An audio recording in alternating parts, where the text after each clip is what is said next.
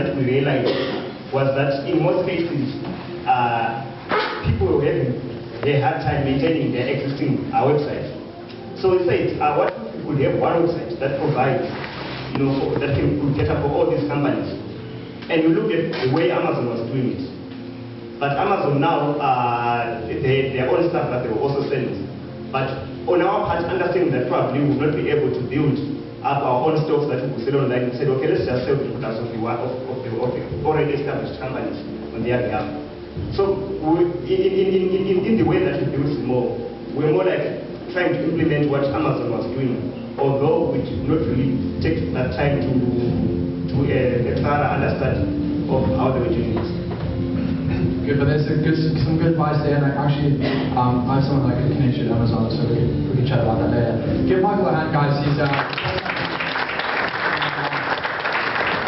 really young guy working with his hands, doesn't just have a concept, has something that's working, so well done. Next up is a girl. Would you please come on? And she has something that's really cool. She's from Technovation, and she's been working on something called Notify You, and something that could solve a big issue in the universities today. So would you welcome Sandile to the stage? He's the register over here. Right, so for decades, the notice board has been the main source of information delivery in our universities and tertiary institutions. It has allowed students to receive notices from their lecturers as well as their school administration. However, the notice board has increasingly shown its inefficiency, ineffectiveness, and inconvenience. How so? That's a typical notice board. Imagine having to go all through those notices, trying to find the one that's specific for you. Another scenario is crowding at the notice board. Imagine being the shortest one in the back. You have to wait for everyone else to go before you can go. And the last scenario, we have a notice that has expired. Imagine going to the notice board and finding out that your assignment was actually due 2 days ago. So I was thinking, why not have an alternative to the notice board that is more convenient, efficient, and effective? This solution, ladies and gentlemen, Notify You. Notify You is a mobile notice board that allows students to receive instant notices straight to their mobile phones from their administrators and their lecturers. That's a typical screenshot of the notice board. You have on the left, the student has to choose the categories that they want to receive notifications on.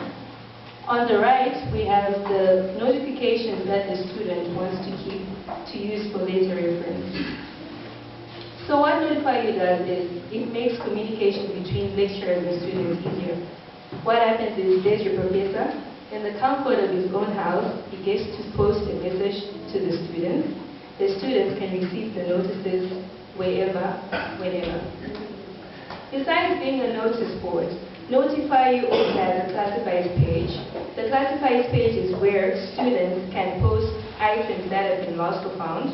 Even other organizations that might want to sell their merchandise can use that as an advertising platform.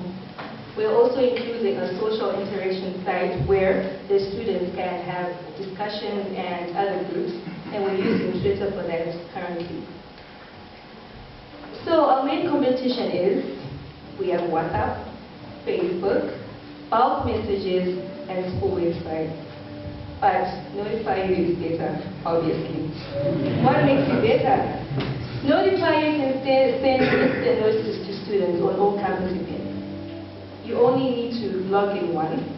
Also, Notify You has the privilege of designated bodies. That is, it's only the lecturers who can post.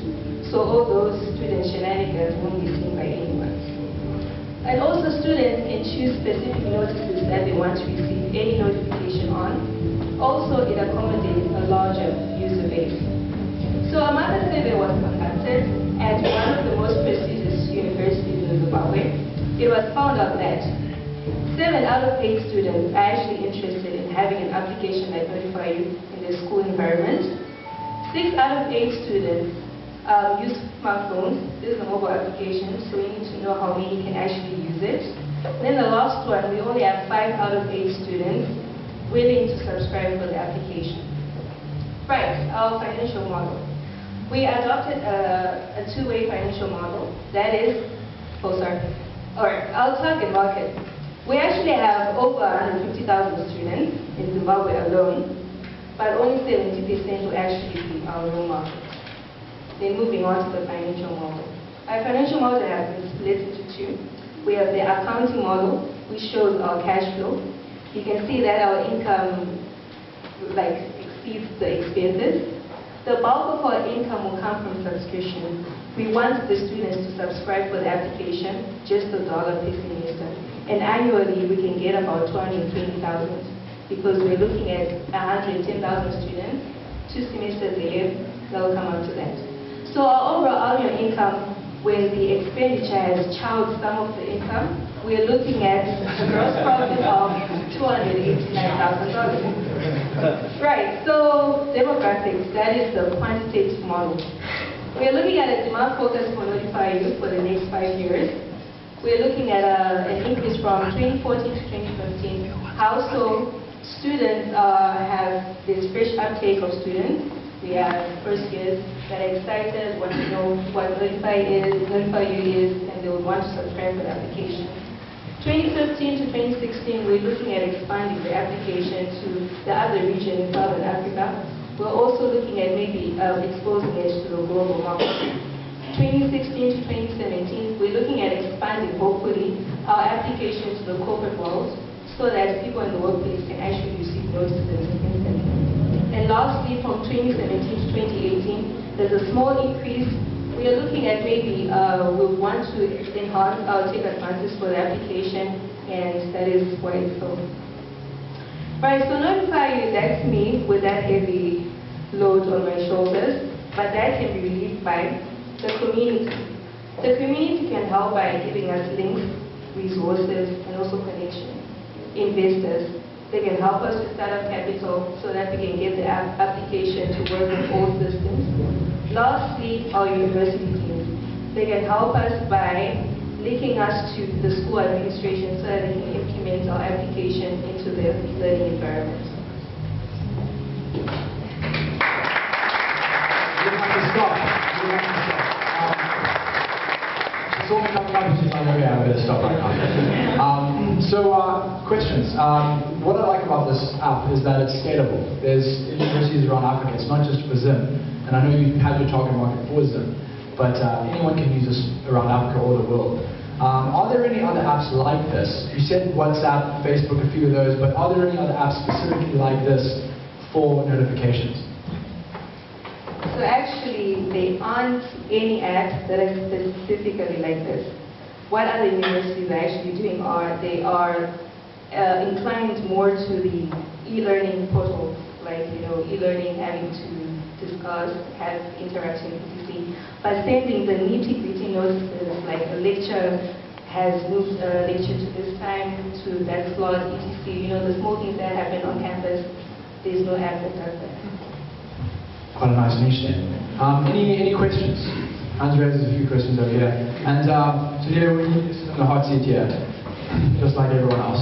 Okay, so just where you're from, and then the question. In this case, I'm a University of Zimbabwe student, and I think I can help you a lot because I'm actually a student. I'm really interested in this big tech, like this love next to me.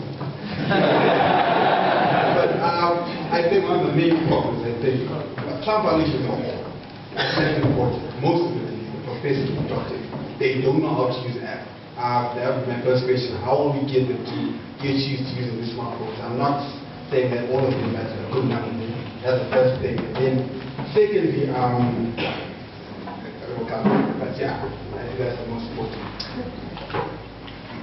Okay, for our lecturers using, we actually are planning to launch a website where I know our professors are actually more inclined to using laptops, right? They can use that. So we want to connect the website to our application so that they just type in and then it just goes to the phone. Hi, my name is William. I'm interested to know how much you'd like to invest in, because I might want to invest. Added to that, a couple of things. Maybe number one, you don't have to, my thoughts, you don't have to use the lectures because some of these notices might be user generated. So if students can create accounts, you can give them ratings. People can rate how useful was that notification. I can find something in my particular class, there's a lecture has changed or something, I put that, students react towards that, how good was that notification, which then rates that particular user. So when a user posts, you know whether he has a rating, so you can gauge how useful this rating is, how useful this notification is. That will circumvent you getting through to the deans, circumvent you getting through all the bureaucracy, teaching lecturers to use your app and all that. The third thing, besides investing, don't get that out of your head. The third thing, like what Joe said earlier on, that one thing that only your app can have, I'm going to give you for free. You might take it as part of my investment. But for free is that in order to draw people, I remember when I did my A-levels, albeit for 2 weeks or so. But when I did my A-levels, there were all these books that I needed to have. But guess what? There were people that had finished their A-levels and no longer needed those books. I'm sure that same problem is in university. So what you could do is, I did see the classified section. So somebody can post a textbook that they have and are willing to let go. I no longer need the book, I'm leaving. Somebody who is now joining has just finished Form 4 and they have a book that they would like to get rid of. So you could use that to lure people with the next textbook exchange investment. I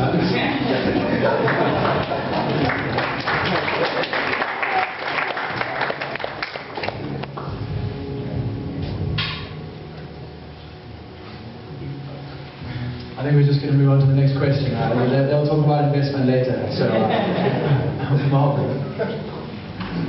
My name is Marvin. I'm from Project 7, a consultancy firm.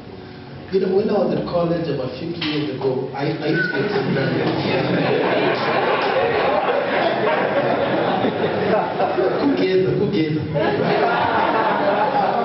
You know, I used to be a programmer, and what I used to do is I used to have like a static code or the engine, but the interface was always different. So I used to do programs for people. And they look different, but if you look closely, the engine and the software was the same. And I think for a lot of applications that are being developed in Zimbabwe, potential to have the same engine do a lot of things. Like as much as you want a niche for university students, but I feel that there's potential in terms of other notifications, in terms of events, in terms of even meetings. So I don't know how you can, it's good to go for a particular niche, but I have to also comment that your profits were quite, I think you were excited. But I feel that there are more markets that you can penetrate if you use the same code, but you now open it to different services in terms of notification, not just confining to university students. Thank you.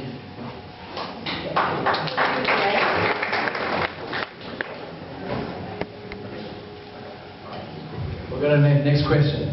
You guys can talk about that after as well. But it's great to see all the contributions from this, and thank you for being so open with your questions. Emily. That's really a brilliant idea, and considering that you're targeting focus on the universities and colleges, it's really a good market because I think we want to really convince all the students around.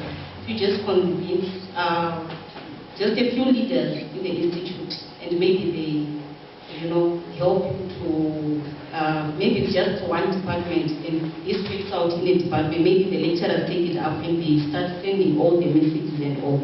I think that's the center of your market. I really work in government institute, and I've seen people I work in the livestock industry, and this company just came and they were selling this facility where they wanted to sell things to farmers and all. So they just came through the principal director of the department of livestock. And we are the people maybe who really work closely with the farmers, and there are facilities that we just say, we want the information on your animals and all. So the next thing is we just tell them, this is how we're going to be collecting data.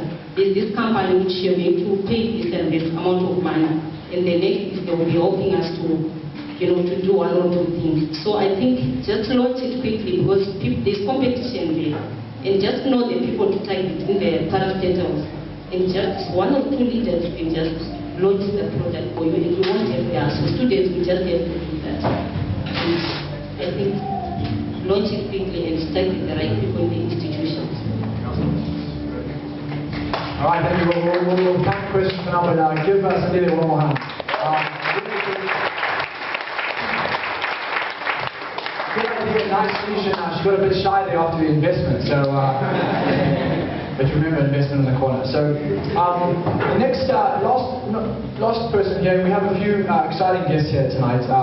We have Nigel Chanakiri who's come through, Gary Thompson, Joe is here too, Ritesh. And really cool group of people that are coming through, and we're seeing the guys who've gone before us, right? Some of the older entrepreneurs coming back and contributing. I think that's amazing. So thank you guys for coming out.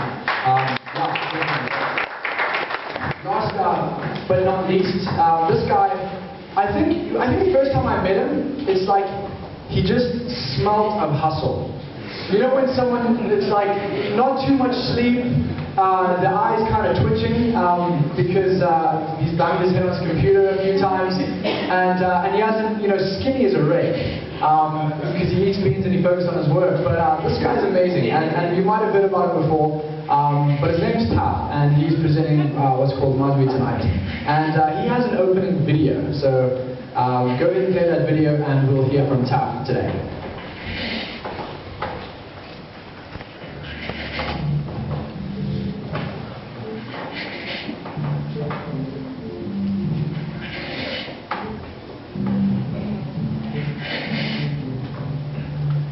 So we'll just go ahead and replay that video and get the sound going. But can you see what I've said by the description? Right? No. Taf's a great guy. He came to me and he has this idea, and I think it's something that's really been worked on for how long now? It's almost 2 years. Almost 2 years now as well. And he's also part of Mazinda Hub, just like Zimmal. So as the guys are sorting out the sound there, the video is really cool, so we can't skip it.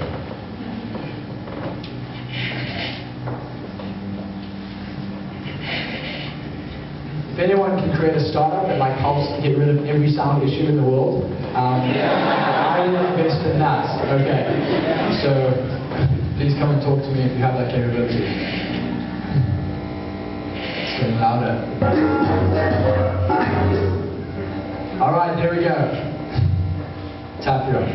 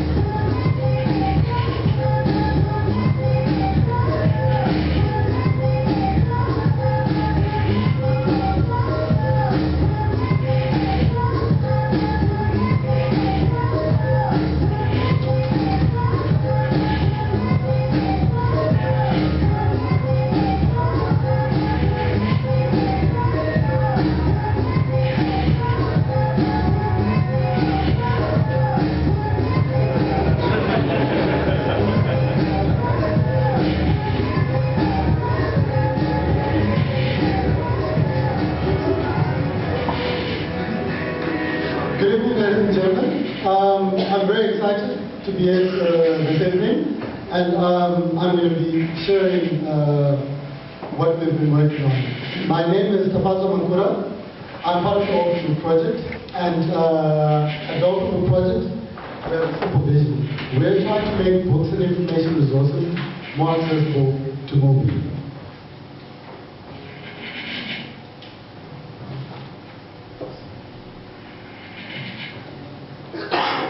So why books? Today, we believe that books are fundamental to ending illiteracy.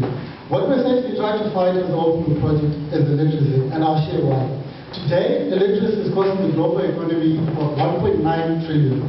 That average is out to about $250 for each person in this room. Like Tony said, I can't afford that. So we're doing something about it.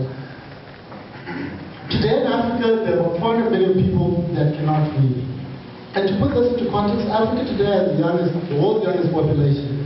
By 2040, much of the labor market will come from Africa. But today, half of those people that will be the future working class of the world cannot read or write. That is a disaster waiting to happen. And this is why this problem matters to everybody. Currently, there are ways that organizations and governments are trying to solve this problem. In 2010, the government of Zimbabwe, in partnership with UNICEF, started the Education Transition Fund. Through this fund, they donated 22 million textbooks that were worth $52 million, and they weighed 12,000 metric tons. 12,000 metric tons is the equivalent of 400 truckloads. So not only the expense of the books, but the expense of getting these books to these different places was a huge undertaking. In some cases, it is rumored that some of the books have not yet reached their destination. And why the government started this fund was to reduce the student-to-book ratio from 7:1 to 1:1. For a time, after the initiation of this project, the student-to-book ratio did go down to 1:1. But over time, some of the books started to leak onto the black market, some of them got damaged, and some of them got stolen. Today, the student-to-book ratio is slowly creeping up. So this way of trying to solve the problem is unsustainable. UNICEF will not always be there to fund projects like this. So what we're trying to do with Mazwi is what the Nigerians did with their film industry. I'll share a bit about the Nigerian film industry. Today, the Nigerian film industry is 20 years old. It's the third largest in the world. It's worth $500 million. It employs 2 million people, and it releases 50 movies per week. That's more movies than Hollywood. And to achieve this, the Nigerian film industry did not rely on government aid or donor aid. But what they did is they leveraged technology to reduce the cost of producing a movie, to increase the reach of a particular movie, and to increase the volume once the movie has been released. And what this did is it lowered the cost to the end user, and it led to profitability. The average cost of creating a Hollywood movie is $10 million to $8 million. But the average cost of creating a Hollywood movie is between $5,000 and $5,000. What this means is once a Nigerian movie has been produced, it will cost just $1 to sell. And in Africa, the average daily income is just $2. This means Nigerian movies are affordable to the African community. With books, however, the average cost of a book today is $10. And the average income still is $2. And what we need to do is leverage the technology in the same way that the Nigerians did with film industry, but this time with books. Reduce the cost of producing a book, increase the reach, increase the volumes, and hopefully that would reduce the price of a book, and that would make books more accessible. The average price of a book on our platform is just $3.45, and we're excited about that. So this is an example of what we've been able to achieve on our platform. This is a book by Radisson Shumba, The Creator's Manual. If you go on Amazon, you find this book for $16.99. But because we've reduced the cost of producing this book, the distribution of this book, and we've removed the cost from the author to ourselves, you can now produce and distribute this book for just $3.50. So if you go onto our website, you find it for $3.50. But there's something more exciting. Unlike Amazon, you can buy the book on our platform using your ZipSwitch card, Telecash, or EcoCash. For us to achieve this, we have a lot of partners that we're working with. We are working with the British Council, we're working with Highway Africa, INU, World Reader, and Texas.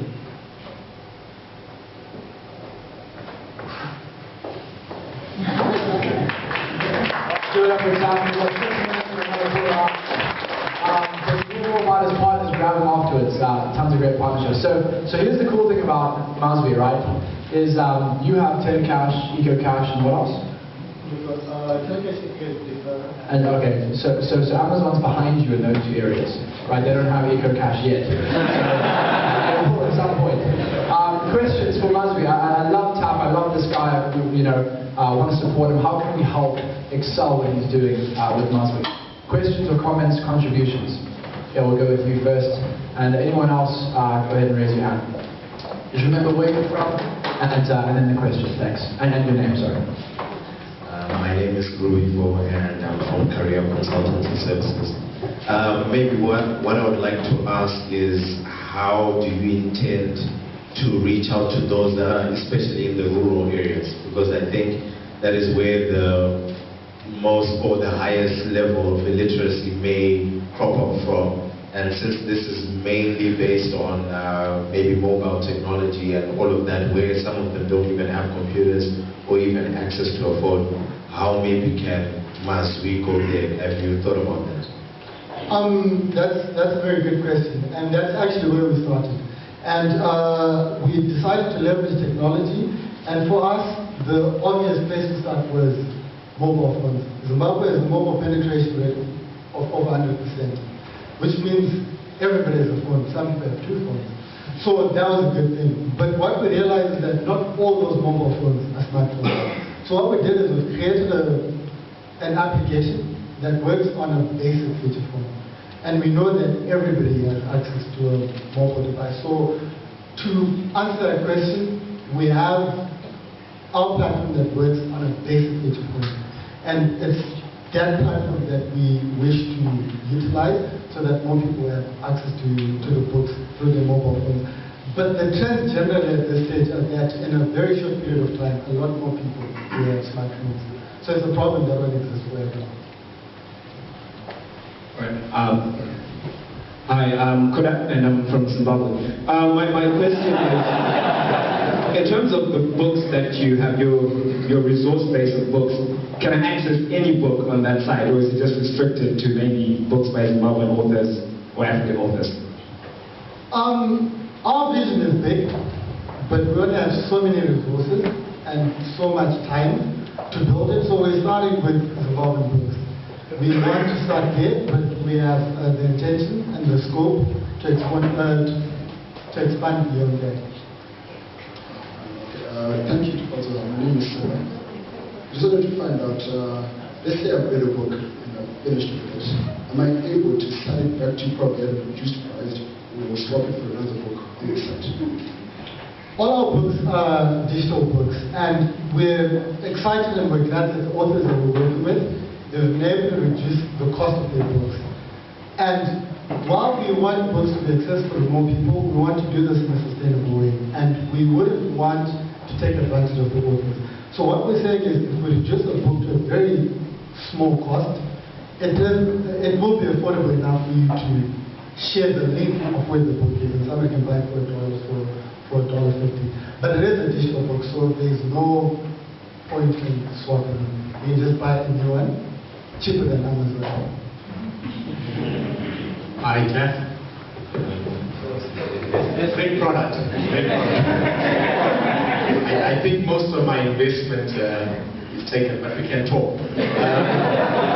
But a couple of things. One, maybe talk to the MNOs for zero rating. I'm sure you've been having that conversation with them so that people can access it with no data. That would be great.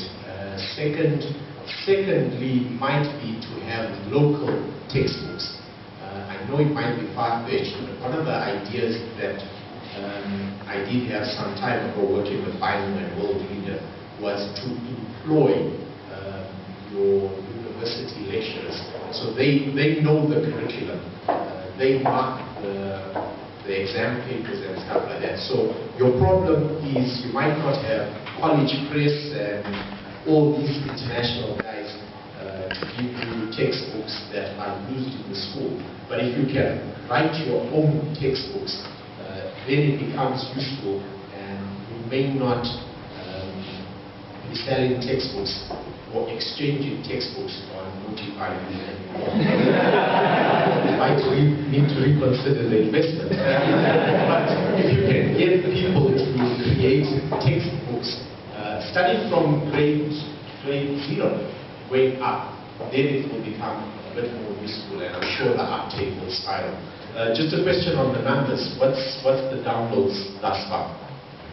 So what we're working on is we're working with a number of renowned authors that have content that is very important to them. So before we could start experimenting with this technology, we needed to ensure that it was secure. So we spent a lot of our time securing our platform, and it's only gone live recently. So we're still gathering some of those statistics. So I can't even tell you a monthly statistic, because some of those statistics don't exist just yet. So this is something that's very new and only recently released. Hi, Jack. My name is Chaps. I'm from Upkeep. I have an idea suggestion for it. Have you considered allowing people to write books on your platform but follow your knowledge model all the way kind of to the end of it? And that if someone can sit down and write a story that's 500 to 1,000 words, right, and just put it out there and allow other people to just consume it, maybe down to as much as 25 cents, right? And just have people consuming this content, not so much on the book sense, because the book requires quite a bit of investment in terms of time, right, and even reading it. But just allow people, maybe sometimes you want to sit down and want to read something for like 20, 30 minutes. And that way you can create like these small micro-transactions, right, where the cost for everyone involved is much, much lower. You're churning out a lot of content, and it's more on the entertainment value of it. The technical angle, I think, is fantastic, but it may be harder to get more of those on. But if people just want to sit down and be entertained, I think that may help you get a lot of attractive people. I think that's a very good suggestion, and the reality is, because our platform allows anyone to create content, we don't really have to choose. We don't really have to choose between textbooks and any other type of book. What we're trying to do is create a platform that would allow content creators to experiment with different models. And so we're not content creators, we're not in the business of creating content, but we'd definitely like to partner and collaborate with organizations that have that particular interest. So I guess the people that buy the books will express their interest, and the authors and the content creators will have to respond to that. But if readers actually want that kind of content that way, we will be able to accommodate that. I just have a comment. I bought a book today online, and it was very efficient, very easy, I had no problems. But what I do want to also say is that what's really important about your platform is that you're actually giving a great space for local authors to reach a wider audience. And I think you should use some of your authors to also be your brand ambassadors. You've got someone like Tendai Vucci who's actually really big at the moment. And if there's a way to contact him and to also have him push the fact that this book is now available on your platform and you can also reach to that community, I think it would also help you kind of, gain some really good traction. So I think that's a very good suggestion, and there's so many ideas that we have, but our biggest challenge in this present moment is we're a very small team and we have limited resources, and there's only so much you can do in surviving the beat. So we have so many ideas, and part of the reason why we're here is we're trying to find organizations that see value in what we're doing and that are willing to plug in to what we're doing in some way, either to partner us directly or to create a business model around the technology that we've built. So we're open to those opportunities. But yes, we have so many ideas. I'll need another hour to present some of the innovative things we're thinking about. But thank you for that suggestion. Great job. Give Tom one more round of applause.